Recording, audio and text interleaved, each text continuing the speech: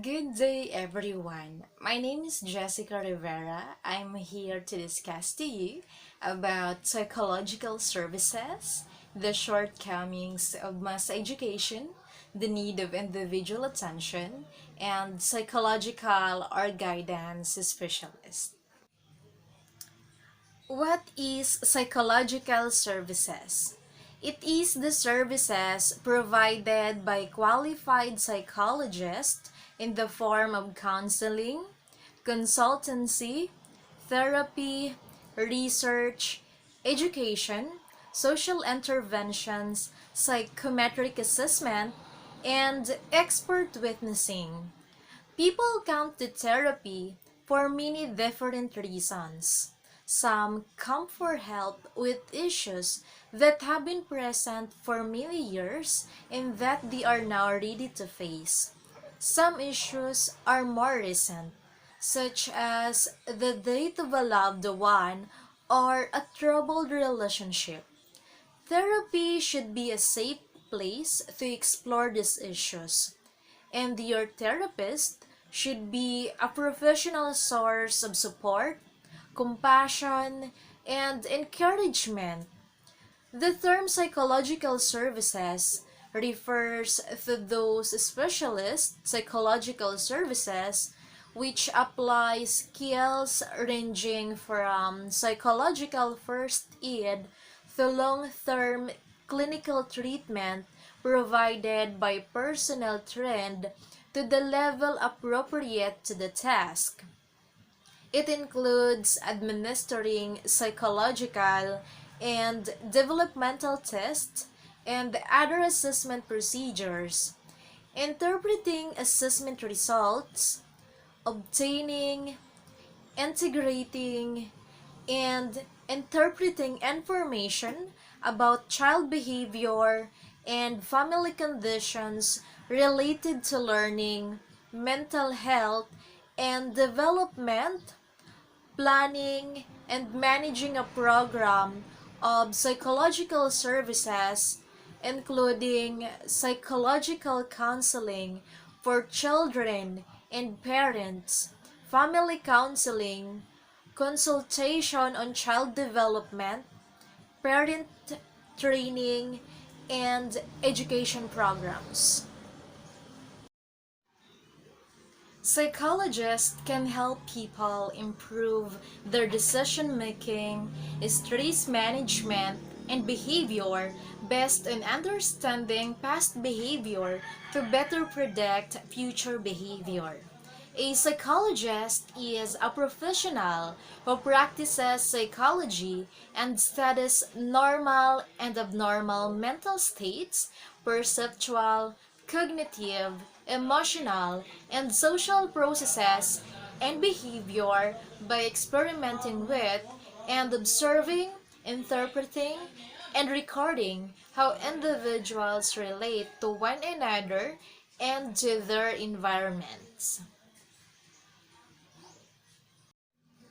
The shortcomings of mass education. Mass education, according to Swami Vivekananda, it is to educate and raise the masses because he believed that progress of the country depends upon the hands of masses. So, education among the masses is a must, as Swami Vivekananda wanted to see people stand on their own legs. So, mass education has two components. The first is to impart knowledge to children that they need to effectively function as a member of society. This includes literacy, basic arithmetic, and a basic understanding of civics in order to participate in our republic. So, at a higher level, this imparts technical knowledge to various professionals, technicians, and artisans. The second function is a sifting process designed to separate the wheat from the chaff. It recognizes that not everyone can become a doctor, lawyer, or engineer. It gives employers a basis for choosing the most appropriate employees for various jobs. So, generally speaking, no matter how much you educate the population, human intelligence and skills are distributed along a bell curve. The talented 10 will tend to land the best jobs, while the less talented at the other end of the curve will get the less desirable jobs. There are five major shortcomings of mass education today. First is the classroom size. It's common for class sizes to fluctuate depending on population growth in a given area. However, it presents a challenge for school administration to maintain a fair student to teacher ratio. Class size impacts a student's ability to learn. Because schools are limited in their annual budgets, hiring more teachers may not be a feasible option. This means more students are funneled into classrooms, making it difficult for educators to get one-on-one time with students. There's a controversy over the idea that class size impacts a student's ability to learn. Some studies take the position that class size does not have much impact, while some stress that large class sizes have adverse effects on learning. Second is lack of funding. Low school budgets force educators to come up with creative ways to educate their students using minimal resources. Educators must have what they need to engage with their classes and provide the best opportunities to learn. So there's no simple answer where schools across the country receive their funding, whether it's from local taxes or state funding. Public school districts are typically underfunded, leading to a reduction in student achievement. Funding is an issue that's long plagued the education system. Without proper funding, how can any industry succeed? So, schools with higher budgets tend to have students that perform better academically. Third is more remote learning. The adoption of remote learning is necessary for the school year 2020 to 2022. It isn't clear how many schools are teaching virtually. As states lift restrictions, there is no easy way to determine how safe it is to return to full-time in-person instruction. So it is crucial to analyze how effective teaching online was at the beginning of the school year, whether it is deciding to open schools or returning with masks on. We must understand the impact of remote learning. Both students and educators had to take into account the learning curves when faced with new technologies. Addressing these learning gaps makes it easier to close them, but it won't happen overnight. Fourth is the equity concerns. In light of the pandemic, students in low-income families struggled to stay on top of their school responsibilities, whether it's a weak internet connection or lack of child care. There were and still are obstacles families must overcome. So it is common for people to use equity and equality interchangeably. However, the two terms have distinct meanings. Simply put, equality is providing equal opportunities for all students. In contrast, equity is meeting the specific needs of a student who may be at a disadvantage. Working towards equality in education is always positive, but shifting the focus to students' individual needs works towards a more equitable learning environment. Fifth is student health and safety. A student's overall well being is crucial to their success in school. Mental health and physical health are important components that impact a student's ability to learn. To perform well in school, students need to feel supported, safe, and comfortable in their environment. Administrators, educators, parents, and any other adult who participates in a child's education is responsible for creating an inclusive, welcoming environment. Guaranteeing the safety of all students, regardless of age, should be a top priority for lawmakers and politicians alike. Some districts across the country employ police officers to ensure safety. The need of individual attention. Each individual is an entity with unique emotional, social, intellectual needs, varied personalities, and learning styles who endeavors to attain optimum potential. When this journey is joyful with minimum struggle and frustration, the entire growth process becomes a blissful experience.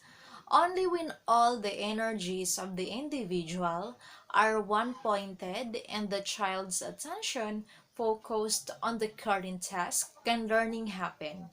It is individual attention which helps the learner to focus and sustain attention, thereby making the available classroom time more fruitful. Gaining and keeping students' attention will promote information passage from simple momentary awareness to working memory, and then to stored long-term memory banks in the subcortical areas of the brain. Five reasons why individual attention is important in the classroom. First is enhancing focus. Research says that our attention spans have shown a marked decline over the last few years. Only when all the energies of the individual are one pointed and the child's attention focused on the current task can learning happen. So it is individual attention which helps the learner to focus and sustain attention, thereby making the available classroom time more fruitful. Scattered attention and energies certainly come in the way of learning. Second is identifying talent. Every child has a spark within, which is waiting to be ignited. And the key to this secret door is individual attention. A close interaction and an observant eye would prevent the creative talents and qualities of the learner in varied fields of music, art, drama, eloquence, sports from going unnoticed. So if we will just practice individual attention towards our learners, we will easily identify their hidden talents or skills that is needed to be developed so that they will grow confidently in showing the talents that they have to the public. Third is creating interest. Much can be achieved during classroom instruction if the individual learner needs are attended to. If the child is provided with a prescribed instruction and assessment program to suit his or her requirements, it will go a long way to sustain the interest. So, whole class instruction may not provide an equal learning opportunity. It may even lead to disinterest and raise a barrier for further learning. That is why individual attention is very important to have a quality education. Fifth is a healthy classroom environment. Effective learning requires a congenial atmosphere. Identifying the characteristics of each learner in terms of behavior, physical challenges, emotional needs would help nurturing the general health of the classroom. Adjusting seating arrangements to provide appropriate facility to a student who has difficulty with vision or easily distracted helps in better classroom environment. Clean classroom environment, it is also a big help towards students' learning. Psychological or guidance specialist is an individual who has been trained in a counselor education program or whose credentials and experience are adequate to provide guidance.